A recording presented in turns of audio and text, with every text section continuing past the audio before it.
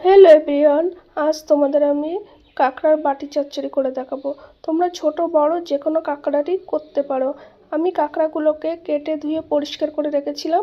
তারপর জিরে, ধনে, আদা, রসুন, পেঁয়াজ এবং শুকনো লঙ্কা এগুলো মিক্সিতে পেস্ট করে নিয়েছি। তারপরে একটা টিফিন বাটিতে ধুয়ে রাখা কাঁকড়াগুলো দিয়ে তারপরে মশলাগুলো দিয়েছি। তারপরে পেঁয়াজ কুচি, লবণ, হলুদ, ওপর থেকেও একটু চিনি ছড়িয়ে দিয়েছি। আর পরিমাণ মতো সরিষার তেল আর অল্প একটু জল দিয়ে ভালো করে মিক্সড করে নিয়েছি। তারপরে ওপর থেকে চেরা কাঁচা লঙ্কা দিয়েছি দুটো, দিয়ে ঢাকনাটা দিয়ে দিয়েছি। তারপরে একটা কড়াইতে পরিমাণ মতন জল দিয়ে জল গরম হয়ে গেলে কাঁকড়ার বাটিটি আমি বসিয়ে দিয়েছি, দিয়ে ঢাকা দিয়ে 15-20 মিনিট জাল দিয়েছি। এবার দেখো কি সুন্দর দেখতে হয়েছে, খেতে অত্যন্ত টেস্টি এবং সুস্বাদু হয়েছিল।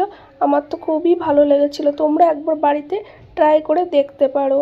আর আমার ভিডিওটি যদি তোমাদের ভালো লেগে থাকে তাহলে একটা লাইক, কমেন্ট, শেয়ার এবং সাবস্ক্রাইব করে পাশে থাকবে। তাহলে আমি দিন নিত্য নতুন ভিডিও তোমাদের জন্য নিয়ে আসবো।